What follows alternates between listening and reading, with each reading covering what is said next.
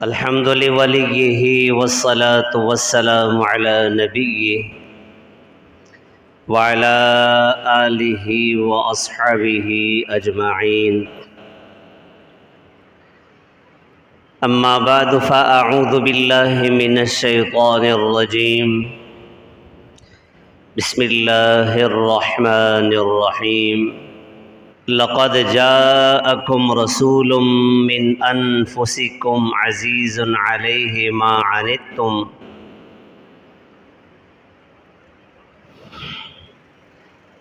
وقال النبي صلى الله عليه وسلم أنا سيد ولد آدم يوم القيامة ولا فخر، أو كما قال النبي صلى الله تعالى عليه وسلم. سبحان ربك رب العزة عما يصفون وسلام على المرسلين والحمد لله رب العالمين. يا رب صل وسلم دائما أبدا على حبيبك خير الخلق كلهم، هو الحبيب الذي ترجى شفاعته لكل حول من الاحوال مقتحم. میرے واجب الاحترام قابل صد احترام عزیز بھائیوں، دوستوں اور میرے بزرگوں،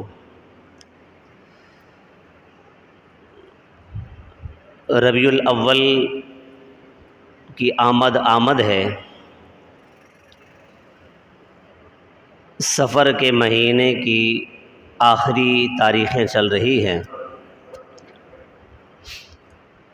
اور ربیع الاول وہ مبارک مہینہ ہے جس مہینے میں میرے اور آپ کے پیغمبر سرور کونین ساقی کوثر شافع محشر عبداللہ کے در یتیم آمنہ کے لال حبیب کبریا احمد مجتبیٰ محمد مصطفیٰ صلی اللہ علیہ وسلم اس مبارک مہینے میں تشریف لائے.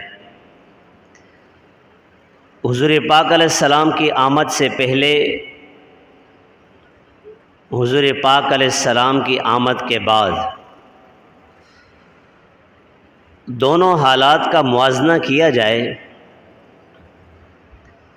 آسمان اور زمین کا فرق نظر آتا ہے.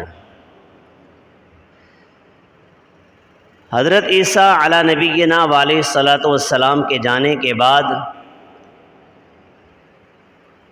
اور حضور پاک علیہ السلام کی آمد سے قبل جو درمیان کا زمانہ ہے یہ زمانے جاہلیت کہلاتا ہے. اور یہ زمانے جاہلیت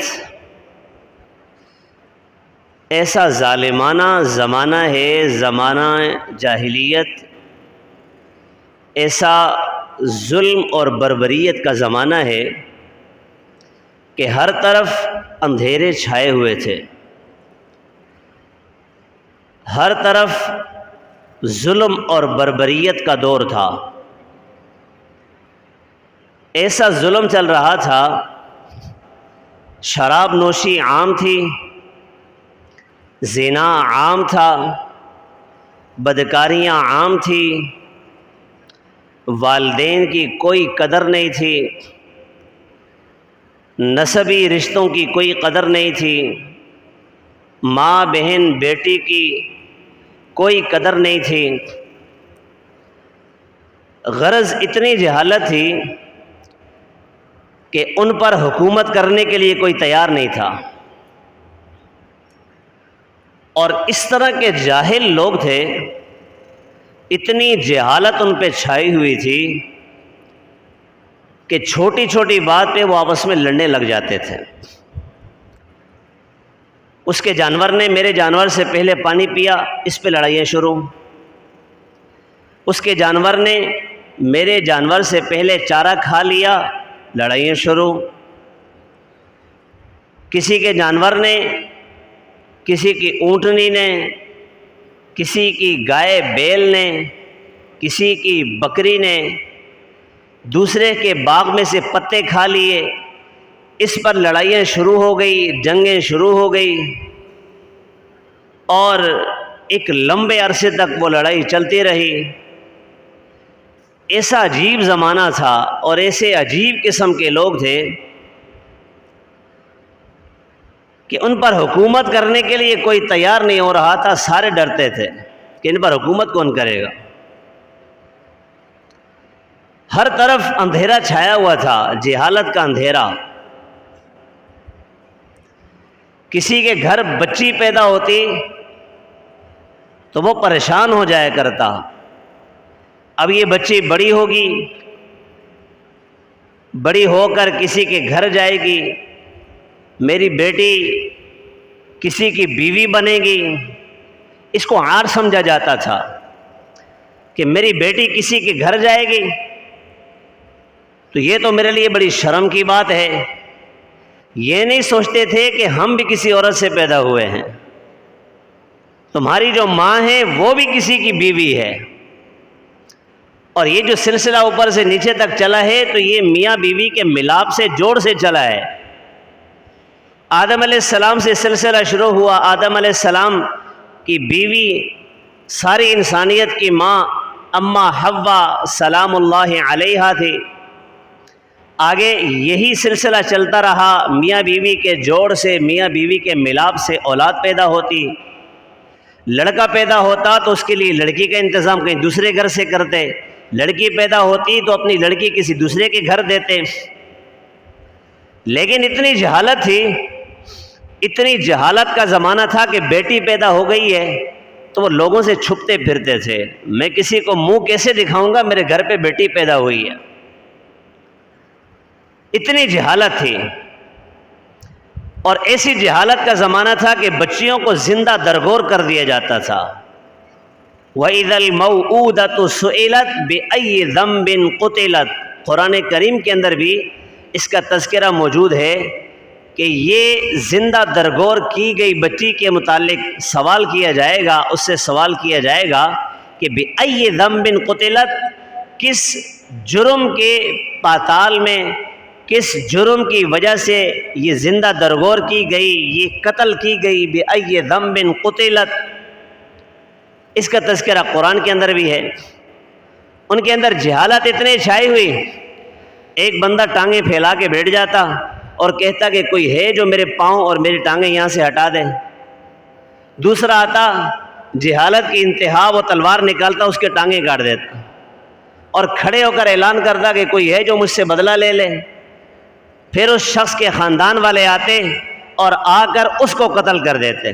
اس کا قتل ہوتا تو پھر اس کے خاندان والے کھڑے ہوتے اور پھر ان کے لوگوں کو قتل کرتے، اور یہ لڑائیاں صدیوں چلتی رہتی۔ اگر کسی جانور نے کسی کے باغ میں سے کچھ کھا لیا، گھاس کھا لیا، پتے کھا لیے، چارہ کسی کے باغ کا استعمال کر لیا، کھا لیا، تو اتنی جہالت تھی کہ جانور کا پیٹ چاک کر کے اسے کاٹ کے اس کے اندر سے چارہ نکال لیا کرتے تھے۔ ایسی جہالت عام تھا، خواتین کی کوئی قدر نہیں تھی، ان کا کوئی احترام نہیں تھا۔ آج دنیا کے اندر لوگ کہتے ہیں کہ ہم خواتین کو عزت دیتے ہیں، اسلام نے خواتین کو پابند کر دیا ہے، خواتین کو قید کر دیا ہے، حقوق نسواں کے نام سے تنظیمیں بنتی ہیں، ہم ان کو حقوق دیں گے۔ تم کیا حقوق دو گے؟ تمہارے آباء و اجداد نے جو خواتین کے ساتھ ظلم کیے ہیں، تم وہی حقوق ان کو دینے کے لیے تیار ہو؟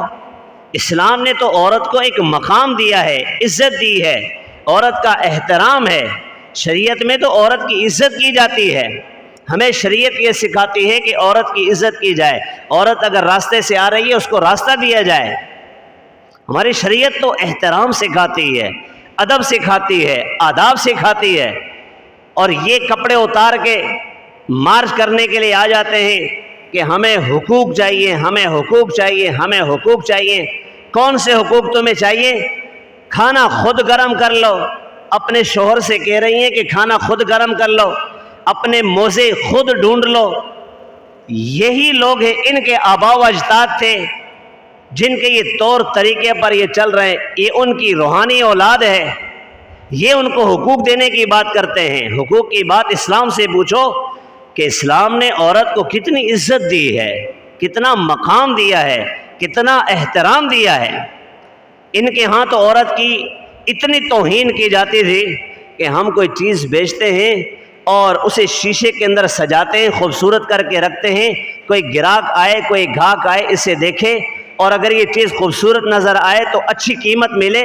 عورتوں کو شیشے کے اندر کھڑا کیا جاتا، ان کو زیب و زینت کے ساتھ آراستہ کر کے سجا کے اچھے کپڑے پہنا کے شیشوں کے اندر کھڑا کیا جاتا، جیسے ہمارے ہاں چیزیں بیچی جاتی ہیں، ان کو کھڑا کیا جاتا، ان کی بولیاں لگتی تھی، خریدار آتے ان کو خرید کر لے جاتے۔ عورتوں کے ساتھ یہ سلوک کیا جاتا تھا۔ حضور کی آمد سے قبل عورتوں کے ساتھ یہ بدسلوکی ہوتی تھی۔ گاہک آتا ہے اور آ کر جو ہے خریداری کرتا ہے، ریٹ لگاتا ہے، یہ کتنے کی ہے؟ اتنے کی ہے۔ نہیں، میں تو اتنے دوں گا، اتنے لے لو، مجھے دے دو۔ اس عورت کو خریدا جاتا، خرید کر اسے استعمال کرتے، ٹشو پیپر کی طرح استعمال کیا، استعمال کر کے اسے پھر ضائع کر دیا، اسے پھر پھینک دیا۔ خواتین کے مخصوص ایام میں خواتین کو گھر کے اندر رہنے کی اجازت نہیں تھی، گھر سے نکال دیا جاتا تھا۔ ان کے لیے الگ سے جنگل میں، الگ جگہ میں، ویران جگہ میں کمرہ بنایا جاتا۔ خواتین کے مخصوص ایام آتے، ان کو وہاں بھیج دیتے، اسی کمرے میں وقت گزارتی، وہیں اپنے گھر نہیں آ سکتی تھی۔ اتنی جہالت حضور کی آمد سے قبل کہ عورت اگر ماہواری کے ایام میں ہے، ناپاکی کے دنوں میں ہے، اس کے ہاتھ کا کھانا کھانے کے لیے کوئی تیار نہیں تھا کہ یہ گندی ہو گئی ہے۔ حالانکہ اللہ کے نبی صلی اللہ علیہ وسلم حضرت عائشہ سے ایک مرتبہ فرماتے ہیں مجھے پانی پلاؤ۔ حضرت عائشہ رضی اللہ تعالی عنہا نے عرض کی یا رسول اللہ میں ناپاک ہوں۔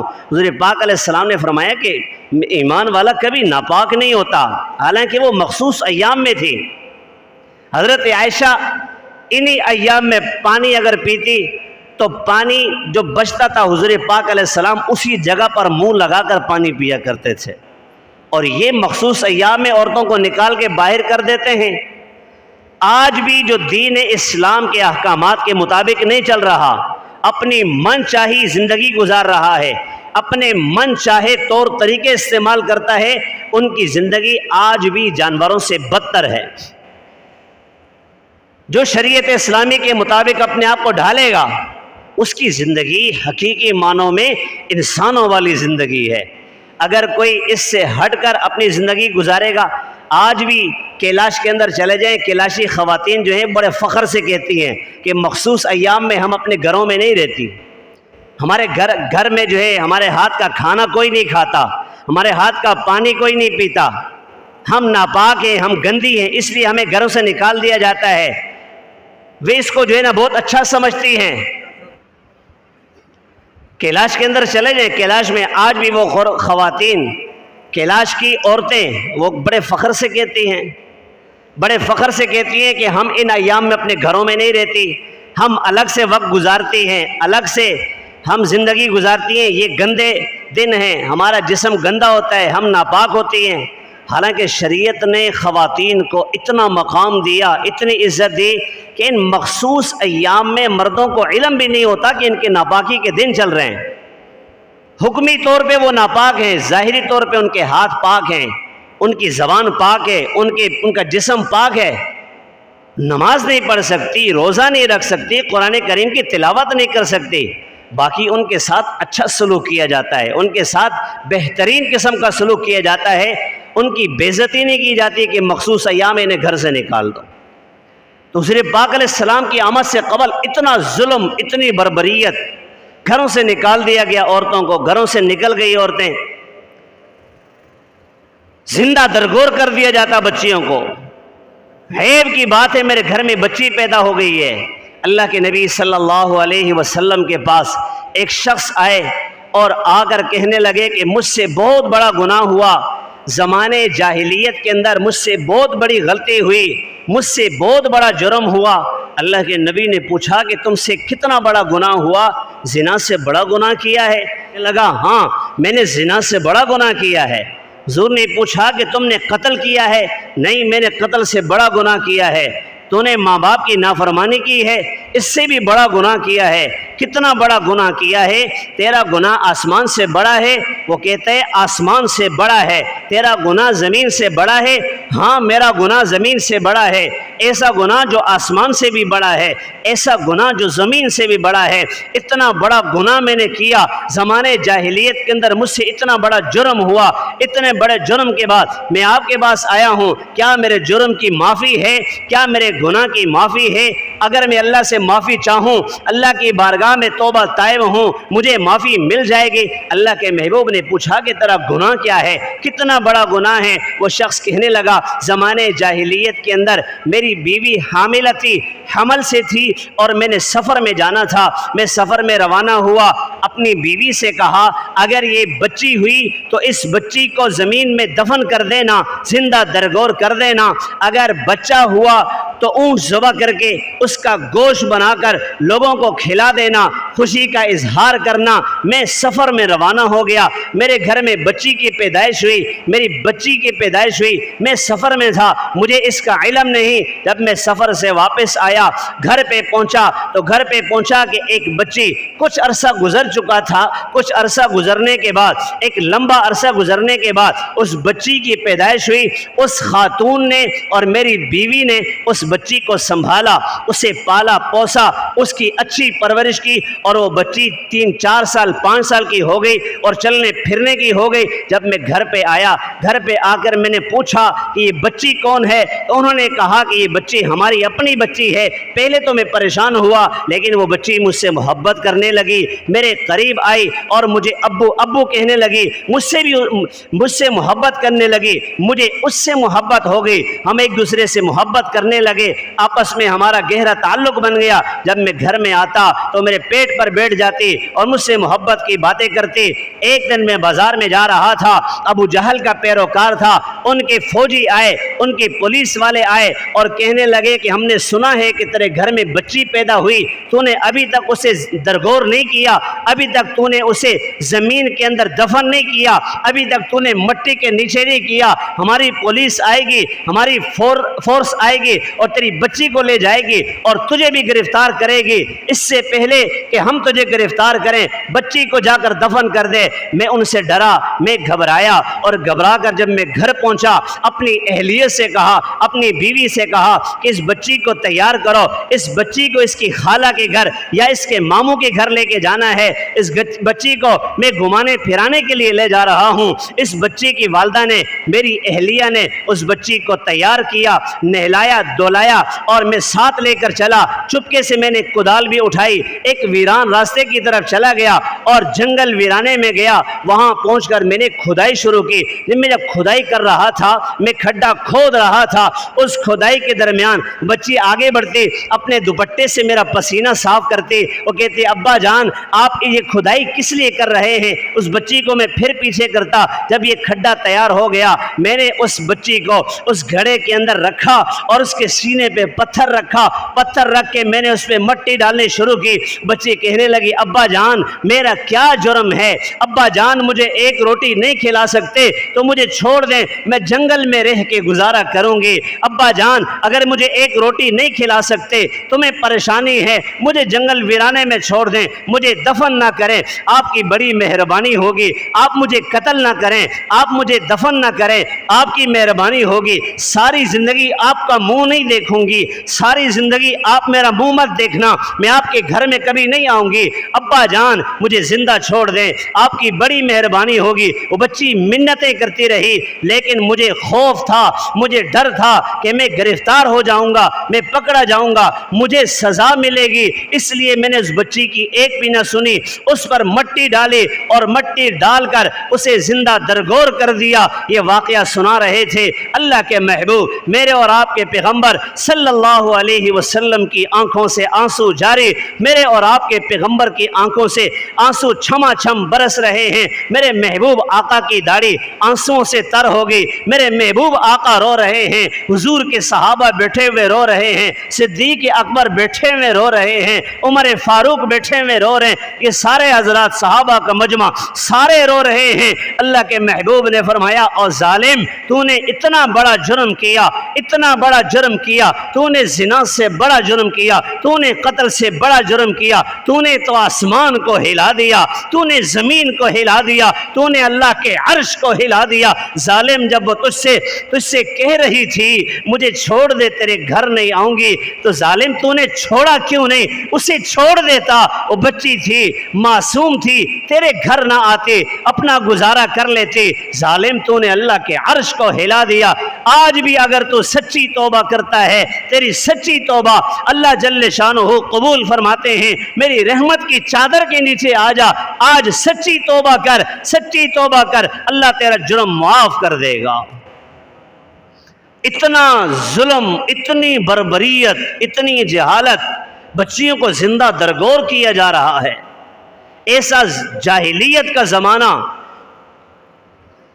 دو قبیلے تھے، ان دو قبیلوں میں سے ایک قبیلے والے کا باغ ہے، اور ایک شخص اس کا جانور، اس کی اونٹنی، یہ اونٹنی نکلتی ہے باغ کی طرف جاتی ہے، اور اس باغ میں سے کچھ پتے گھاس وغیرہ کھا لیتی ہے۔ یہ مالک اپنے گھر پہ ہے، اونٹنی گئی، اونٹنی نے جا کر وہاں سے کچھ گھاس پوس کھا لیا، پتے کھا لیے۔ اس ظالم نے تلوار نکالی، اور اس اونٹنی کے تھن کاٹ دیے۔ یہ جانور بے زبان، یہ چلاتا ہوا، یہ اپنے انداز میں روتا ہوا، یہ پریشانی کے عالم میں اپنے مالک کے پاس پہنچا۔ جب یہ مالک کے پاس پہنچا تو مالک نے دیکھا کہ اس کے تھن کٹے ہوئے ہیں، اس کی دودھ کی جگہ کٹی ہوئی ہے۔ وہ مالک پریشان ہوا، اور پھر جب دیکھا کہ یہ خون کے قطرے جہاں سے آ رہے ہیں، تلوار اٹھائی اور اس جگہ سے جہاں سے خون کے قطرے آ رہے تھے، جاتے جاتے اس باغ کے پاس پہنچے۔ اس جگہ پر بہت زیادہ خون پڑا ہوا تھا، اور پتہ یہ چلا کہ اس باغ والے نے اس کے تھن کاٹے ہیں، اس نے یہ اس کے دودھ کی جگہ کاٹی ہے۔ اصول تو یہ تھا کہ یہ لوگوں کو جمع کر کے سرداروں کو بٹھاتا کہ بھئی فلاں بندے نے میرے ساتھ ظلم کیا ہے، میرے جانور کے تھن کاٹے ہیں، آپ مجھے اس کا حق دلوا دیں، میرے نقصان کی تلافی کر لیں۔ حق یہ بنتا تھا، لیکن زمانے جاہلیت تھا، جہالت کا زمانہ تھا۔ اس نے تلوار اٹھائی، اور جس شخص نے اس کی اونٹنی کے تھن کاٹے تھے اس کا سر تن سے جدا کر دیا، اور یہ گھر آ گیا۔ پھر اس کے بچوں کو پتہ لگا، اس کے عزیز و اقارب کو پتہ چلا، وہ آئے تلواریں اٹھائے ہوئے، اس شخص کو قتل کر دیا۔ جب اس شخص کو قتل کیا، پھر اس کے رشتہ دار، عزیز و اقارب، اس کے بچے کھڑے ہوئے، پھر ان سے لڑنے کے لیے گئے۔ یہ لڑائی شروع ہوئی، اور یہ لمبے عرصے تک لڑائی چلتی رہی۔ اس طرف قبیلے کے سارے لوگ، اس طرف کے قبیلے کے سارے لوگ، یہ بڑی جنگ بن گئی۔ 40 سال تک یہ جنگ چلتی رہی۔ چاہیے تو یہ تھا کہ کسی بڑے کو بٹھاتے، کسی سردار کو بٹھاتے اور فیصلہ کرواتے کہ بھئی ہم سے ظلم ہوا ہے، ہم پر ظلم ہوا ہے، لیکن زمانے جاہلیت تھا، خود ہی بدلہ لیتے تھے، قانون کو نہیں مانتے تھے، خود ہی بدلہ لے رہے ہیں۔ انہوں نے ان پر حملہ کیا، ان کے لوگوں کو قتل کر دیا۔ ان میں جو لوگ بچے 5 مہینے، 6 مہینے، سال تک وہ ہتھیار جمع کرتے رہے، ایک لمبے عرصے تک ہتھیار تیار کرتے رہے، اسلحہ تیار کرتے رہے۔ جب 5-6 مہینے، سال کے بعد یہ مضبوط ہو گئے، انہوں نے جا کے ان کے قبیلے پر حملہ کیا، پھر وہ ہار گئے، یہ جیت گئے۔ پھر انہوں نے 8 مہینے، 6 مہینے، سال انتظار کیا، اسلحہ تیار کیا، تلواریں تیار کی، تیر تیار کیے، کمان تیار کیے، پھر 5-6 مہینے، سال کے بعد ان پر حملہ کیا۔ یہ عرصے تک یہ جنگ چلتی رہی۔ اصول تو یہ تھا کہ کسی کو بٹھاتے، چھوٹا سا مسئلہ تھا، جانور کا مسئلہ تھا، فیصلہ کرواتے کہ بھئی اس کا نقصان دیا جائے، اس نقصان کی تلافی کی جائے۔ ایسا نہیں کیا، زمانے جاہلیت ہے، یہ قتل پہ قتل کرتے جا رہے ہیں۔ اتنے جاہل لوگ ہیں کہ ان پر حکومت کرنے کے لیے کوئی تیار نہیں تھا۔ اتنی جہالت، بچیوں کو زندہ درگور کر رہے ہیں، ماں باپ کی کوئی عزت نہیں، خواتین کی کوئی عزت نہیں۔ میرے اور آپ کے پیغمبر صلی اللہ علیہ وسلم کی آمد سے قبل یہ ظلم چل رہا ہے، یہ جہالت چل رہی ہے۔ میرے اور آپ کے پیغمبر صلی اللہ علیہ وسلم جب دنیا میں تشریف لائے، حضور پاک علیہ السلام کی بعثت ہوئی، تو یہ سارے ظلم چھٹ گئے، یہ سارے اندھیرے ختم ہو گئے۔ پھر میرے اور آپ کے پیغمبر کے آنے کے بعد روشنی ہو گئی۔ ہم بڑے خوش قسمت ہیں، ہم بڑے نصیب والے ہیں ہیں اللہ نے ہمیں اس نبی کا امتی بنایا جو امت ساری امتوں کی سردار، اللہ نے ہمیں وہ نبی عطا فرمایا جو نبی سارے نبیوں کا سردار، ہمیں وہ نبی عطا فرمایا جو سارے اماموں کا امام، سارے نبیوں کے امام، سارے نبیوں سے بڑھ کر، ساری انسانیت سے بڑھ کر، ساری مخلوقات سے بڑھ کر اللہ نے اتنا اونچا مقام عطا فرمایا کہ مخلوقات میں میرے اور آپ کے پیغمبر کے برابر کوئی نبی نہیں ہو سکتا۔ میرے نبی کے برابر ایک نبی کیا ہوگا؟ یہ سارے نبی ایک طرف ہو جائیں، میرے اور آپ کے پیغمبر ایک طرف ہو جائیں، تب بھی میرے نبی کے مقام اور مرتبے تک نہیں پہنچ سکتے۔ اللہ نے ہمیں اتنا اونچا نبی عطا فرمایا، لقد جاءکم رسول من انفسکم عزیز علیہ ما عنتم، لقد جاءکم رسول من انفسکم، اور دوسری روایت من انفسکم، من انفسکم، تمہارے نفسوں میں سے، تم میں سے ایک نبی پیدا کیا، تم پہ اللہ نے احسان کیا۔ لقد جاءکم رسول من انفسکم، تمہارے پاس تمہارے نفسوں میں سے، تم میں سے ایک رسول آیا۔ دوسری روایت لقد جاءکم رسول من انفسکم، تمہارے نسب میں سب سے اشرف، تمہارے نسب میں سے سب سے افضل، سب سے اعلیٰ، سب سے بالا نبی عطا فرمایا۔ اس کے بعد آگے اللہ کے نبی فرماتے ہیں کہ میرا نسب تم سب میں افضل ہے، میں نسب کے اعتبار سے تم سب سے افضل ہوں، تم سب سے اشرف ہوں، میں تم سب سے اعلیٰ ہوں، میں تم سب سے بالا ہوں۔ یہ فخر کی بات نہیں کر رہے، اللہ کے نبی فرماتے ہیں کہ میں انا سید ولد آدم یوم القیامت ولا فخرا، میں اس پہ فخر نہیں کرتا، تحدیث بن نعمت کے طور پہ تمہیں بتاتا ہوں کہ اللہ نے مجھے سب نسبوں میں سب سے بہتر بنایا، حسب کے اعتبار سے مجھے سب سے اعلیٰ بنایا۔ اور آگے اللہ کے نبی نے فرمایا کہ میرے آباء و اجداد میں سے کسی نے زنا نہیں کیا، آدم علیہ السلام سے لے کر مجھ تک، آدم علیہ السلام سے لے کر اب تک میرے پورے خاندان کے اندر زنا نہیں، نکاح ہے نکاح۔ اللہ اکبر کبیرہ۔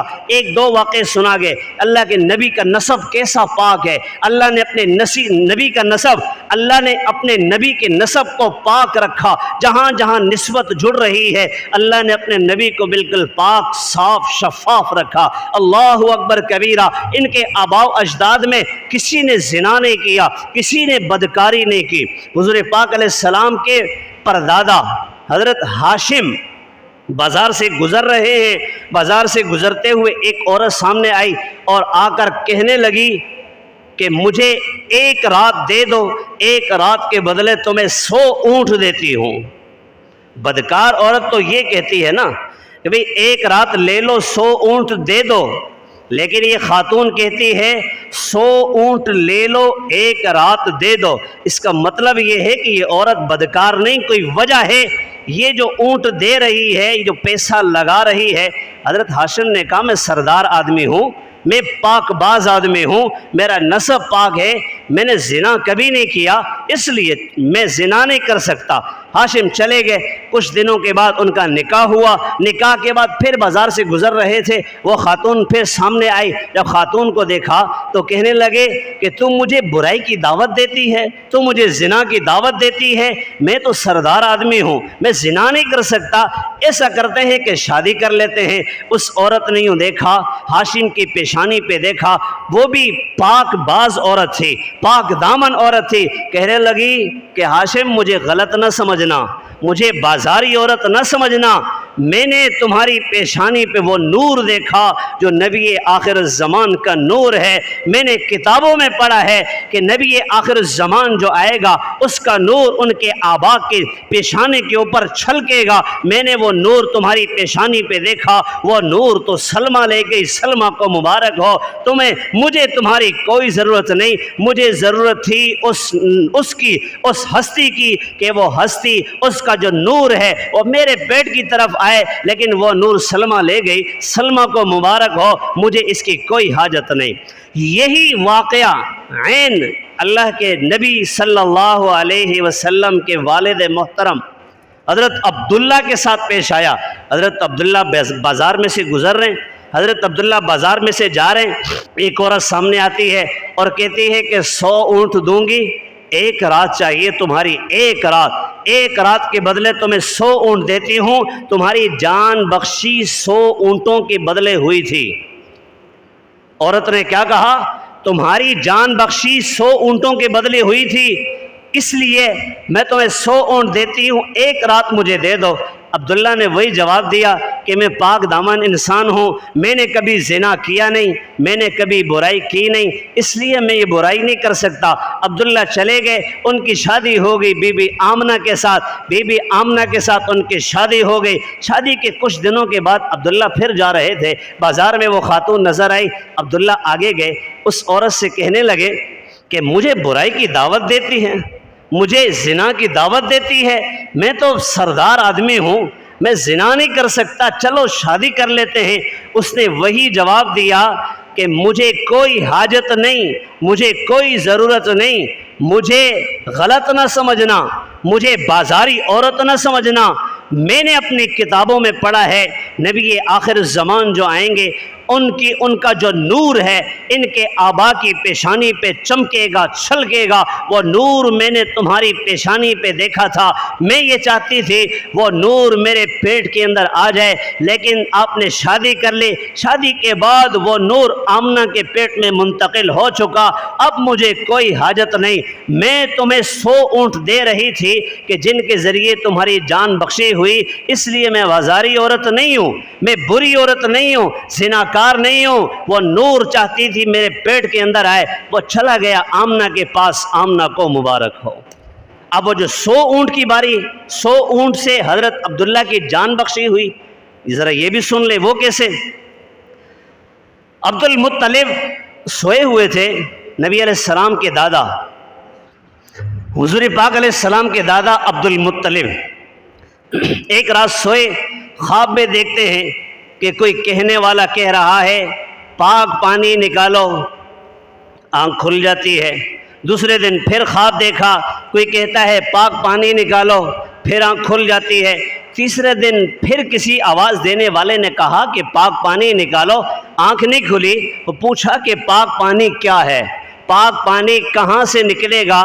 تو اس بتانے والے نے، خبر دینے والے نے کہا کہ صبح جب تم اٹھو تو بیت اللہ میں جانا اور وہاں پر ایک کوا آئے گا، کوا جس جگہ پر 3 ٹھونگے مارے گا، 3 ٹھونگے مارے گا، اسی جگہ پر پاک پانی ہے، اور یہ وہ پانی جسے زمزم کہا جاتا ہے، جو قزم کا پانی ہے، وہ اسماعیل علیہ السلام کی ایڑی سے جو جاری ہوا تھا، یہ وہ پانی ہے۔ تو عبد المطلب جب صبح اٹھے، اس جگہ پر بیٹھے انتظار کرنے لگے، تو دیکھا کہ ایک کوا آیا، اس کوے نے آ کے ایک ٹھونگ ماری، پھر دوسری، پھر تیسری، پھر وہ چلا گیا۔ عبد المطلب نے سارے سرداروں کو جمع کیا اور ان سے کہا بھئی اس جگہ پہ وہ پاک پانی ہے، آب زمزم ہے، جو ہمارے جد امجد اسماعیل علیہ السلام کی ایڑیوں سے پانی نکلا تھا، وہ پاک پانی تھا، مجھے اشارہ ہوا ہے اس جگہ پر کنواں ہے، یہاں سے کھدائی کرو، پانی نکالو۔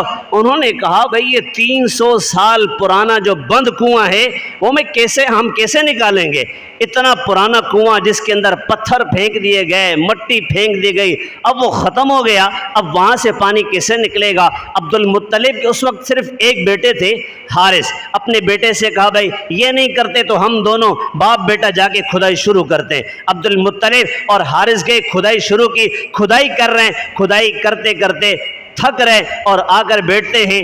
عبد المطلب بیٹھے اور ساتھ حارث بھی بیٹھے ہیں۔ عبد المطلب کہنے لگے کہ اتنا بڑا سردار ہو اور اس کی اولاد نہ ہو، اس کا ایک بیٹا ہو، اس کا ایک ہی بیٹا ہو۔ انہوں نے منت مانی اگر میرے 10 بیٹے ہوئے تو ایک بیٹا میں اللہ کے نام پہ ذبح کروں گا، ایک بیٹا اللہ کے نام پہ قربان کروں گا، اللہ کے لیے میں ذبح کروں گا ایک بیٹا۔ پھر کھدائی میں لگ گئے، پھر کھدائی شروع کر لی، اور پھر ایک وقت آیا کہ اللہ نے عبد المطلب کو 10 بیٹے دیے، بیٹے 10 ہوئے۔ خواب کے اندر دیکھا کہ اپنی منت پوری کرو۔ اپنی منت پوری کرنے کے لیے اپنے لڑکوں کو بٹھایا، اپنے بچوں کو بٹھایا، اپنے بیٹوں کو بٹھایا، ان سے کہا میں نے منت مانی تھی اگر میرے 10 بیٹے ہوئے، ایک کو اللہ کے نام پہ ذبح کروں گا، ایک کو اللہ کے نام پہ قربان کروں گا، ایک کے گردن پہ اللہ کے نام پہ چھری پھیروں گا، تم میں سے کون تیار ہے؟ وفادار تھے اور اچھے تھے، نیک تھے، سارے وفادار کھڑے ہوئے۔ ابا جان آپ کا کام ہے اشارہ کرنا، اپنی گردن پیش کرنا، پھر ہمارا کام ہے۔ انہوں نے کہا نہیں میں قرعہ ڈالتا ہوں۔ قرعہ ڈالا گیا، اس کے اندر 10 بیٹوں کا نام، پرچیاں پھینکی، اس میں سے جو پرچی نکالی جسے ذبح کرنا ہے، جس کی گردن پہ چھری چلانی ہے، جس سے اللہ کے نام پہ قربان کرنا ہے، جس کے نام سے منت پوری کرنی ہے، وہ نام جب کھولا گیا اس کے اندر لکھا ہوا عبداللہ۔ عبد المطلب کے دل پہ چھری پھری، کیونکہ عبد المطلب عبداللہ سے بڑی محبت کیا کرتے تھے، بڑے محبوب تھے، تو فطری طور پہ اللہ نے دل کے اندر محبت ویسے بھر دی ہوتی ہے، محبت بھر دی۔ عبد المطلب کو بڑی محبت، لیکن چونکہ سردار کا بول ہے کرنا پڑے گا۔ اعلان کیا کہ میں نے منت مانی تھی اور ایک بیٹا میں نے ذبح کرنا ہے۔ چھری اٹھائی، بیٹے کو لے کر جا رہے ہیں، سارے مرد بھی جمع ہیں، ساری عورتیں بھی جمع ہیں، ساری خواتین جمع ہیں۔ جب چھری چلانے لگے تو ایک سردار آئے، عاص بن وائل، ان کے ایک بیٹے عمر بن عاص بن وائل، یہ صحابی رسول تھے، ان کو تو اسلام قبول کرنے کا موقع نہیں ملا، یہ قبول نہیں کر سکے۔ عاص بن وائل یہ آگے کھڑے ہو گئے کہ ہم یہ ظلم نہیں ہونے دیں گے، آپ ہمارے سامنے اپنے بیٹے کو ذبح کریں گے، یہ ظلم ہے، ہم نہیں کرنے دیں گے۔ انہوں نے کہا بھئی یہ ہو کر رہے گا، سردار کا بول ہے، مجھے کون روک سکتا ہے، کون منع کر سکتا ہے؟ سردار آگے بڑھا، اس نے کہا میں تمہیں روکوں گا، اور اس طرف کے لوگ سارے وہ عاص بن وائل کے ساتھ ہو گئے کہ بھئی یہ ظلم ہم نہیں ہونے دیں گے۔ عبد المطلب نے کہا اچھا ٹھیک ہے، نجران میں ایک کاہن ہے، اس سے جا کر فیصلہ کرواتے ہیں۔ ایک لمبا سفر کر کے بہت سارے سردار اور یہ بہت سارے لوگ گئے، اس کاہن کو جا کر بتایا کہ میں نے یہ منت مانی تھی اور میں نے یوں قرعہ ڈالا ہے اور میرے بیٹے کا نام نکلا ہے، تو یہ کہتے ہیں کہ ہم نہیں ہونے دیں گے، آپ فیصلہ کریں۔ اس کاہن نے کہا کہ میں فیصلہ کروں گا، میرا فیصلہ آپ کو منظور ہے، مانیں گے میرا فیصلہ؟ سب نے کہا کہ آپ کا فیصلہ ہمیں منظور ہے۔ اس کاہن نے کہا کہ آپ ایسا کریں، 2 پرچیاں لیں، ایک پرچی پہ لکھیں عبداللہ اور ایک پرچی پہ لکھیں 10 اونٹ، اس لیے کہ اس زمانے میں ایک جو انسان ہے اس کی دیت، اس کی قتل کی دیت وہ 10 اونٹ ہوا کرتی تھی۔ ایک طرف لکھے 10 اونٹ اور دوسری طرف لکھیں عبداللہ۔ پرچی پھینکیں، اٹھائیں، اس میں سے اگر نکلیں 10 اونٹ عبداللہ کی جان بخشی ہو گئی، چھوڑ دیا جائے گا، اگر نہیں نکلتے تو پھر ایک طرف لکھیں عبداللہ، دوسری طرف 10 اونٹ بڑھا دیں، 20 اونٹ عبداللہ۔ پھر جب پرچی اٹھائی دیکھا تو پھر عبداللہ، 30 اونٹ اور عبداللہ۔ جب پرچی اٹھائی تو پھر عبداللہ، پھر 10 اونٹ اور ملائے 40 اور عبداللہ۔ جب پرچی نکالی تو عبداللہ، 50 عبداللہ، پرچی نکالی تو عبداللہ، 60 دوسری طرف عبداللہ، پرچی نکالی تو عبداللہ، 70 ایک طرف 70 ایک طرف عبداللہ، پرچی اٹھائی تو عبداللہ، ایک طرف 80 دوسری طرف عبداللہ۔ پریشان ہو گیا عبد المطلب، 100 اونٹ کھڑے کیے تھے، ختم ہونے کے قریب ہیں، 90 اونٹ ہو گئے، ایک طرف عبداللہ۔ جب یہ پرچی اٹھائی تو عبداللہ، اس طرف 100 اونٹ آئے، پھر پرچی پھینکی، جیسے ہی پرچی پھینکی سب پریشان، سب حیران، انگش بدندان، سارے پریشانی کے عالم میں، سب کے رنگ فک، ان کے دل دھک دھک، سارے پریشان۔ اب کیا ہوگا؟ ایک طرف 100 اونٹ، ایک طرف عبداللہ۔ جب پرچی پھینکی، پرچی کے اندر نکلا 100 اونٹ، سارے خوش ہو گئے، چلیں جی ہو گئی بات، ہو گئی، فیصلہ ہو گیا۔ عبد المطلب نے کہا نہیں، اب فیصلہ نہیں ہوا، پھر دوبارہ فیصلہ کرتے۔ پھر پرچی پھینکی، 100 اونٹ عبداللہ، پرچی اٹھائی تو 100 اونٹ۔ تیسری بار پھر پرچی پھینکی، تینوں بار 100 اونٹ عبداللہ نہیں، 100 اونٹ۔ انہوں نے 100 اونٹ اللہ کے نام پہ قربان کیے۔ اس واقعے کی طرف وہ عورت اشارہ کر رہی تھی، 100 اونٹ لے لو جس کے ذریعے تمہاری جان بخشی ہوئی ہے، 100 اونٹ لے لو اور ایک رات میرے ساتھ گزار دو۔ یہ نسب اتنا پاک ہے، حضور جن سے پیدا ہوئے، جس نسب میں آئے وہ سارے پاک ہیں۔ حضور سے جو پیدا ہوئے، حضور کا نسب جو آگے چل رہا، یہ سارے پاک ہیں، اور ایسے پاک ہیں کہ ان کی پاکی کی گواہی اللہ نے قرآن میں دی۔ انما یرید اللہ لیذھب عنکم الرجس اہل البیت ویطہرکم تطہیرا۔ حضور سے اوپر یہ سارے پاک، حضور سے نیچے یہ سارے پاک۔ حضور حضور پاک علیہ الصلوۃ والسلام کی آمد سے قبل جہالت ہی جہالت، حضور پاک علیہ الصلوۃ والسلام جب دنیا میں تشریف لائے، حضور کی بعثت ہوئی، حضور پاک علیہ السلام ماں کے پیٹ میں تھے، یہاں سے حالات بدلنا شروع ہو گئے۔ حضور جب اپنی ماں کے پیٹ میں تھے، حالات میں تبدیلی آنا شروع ہو گئی، تو حضور پاک علیہ السلام کی آمد سے قبل جہالت، ظلم، بربریت، اور حضور پاک علیہ السلام کے بعد انسانیت اور روشنی، ہر طرف روشنی ہی روشنی ہو گئی۔ اس لیے ہم یہ کہتے ہیں کہ حضور پاک علیہ السلام کے آنے کے بعد حالات بدل گئے۔ حضور پاک علیہ السلام کی آمد سے قبل ابو بکر صرف ابو بکر ہیں، لیکن حضور کے آنے کے بعد ابو بکر صدیق اکبر بنتے ہیں۔ حضور کی آمد سے قبل عمر ہیں، لیکن حضور آئے، حضور کی آمد کے بعد عمر فاروق اعظم بن جاتے ہیں، اور حضور کی آمد سے قبل عثمان تو عثمان ہیں۔ جب حضور کی آمد ہوئی، حضور کا کلمہ پڑا، حضور کے کلمے کے بعد عثمان سخاوت کا بیتاج بادشاہ بن گئے۔ حضور پاک علیہ السلام کی آمد سے قبل علی ہیں، لیکن حضور کی آمد کے بعد، حضور کا کلمہ پڑھنے کے بعد علی پھر علی نہیں، پھر علی شیر خدا بن گئے۔ حضور پاک علیہ السلام کی آمد سے پہلے اندھیرا، حضور پاک علیہ السلام کی آمد کے بعد روشنیاں شروع ہو گئی۔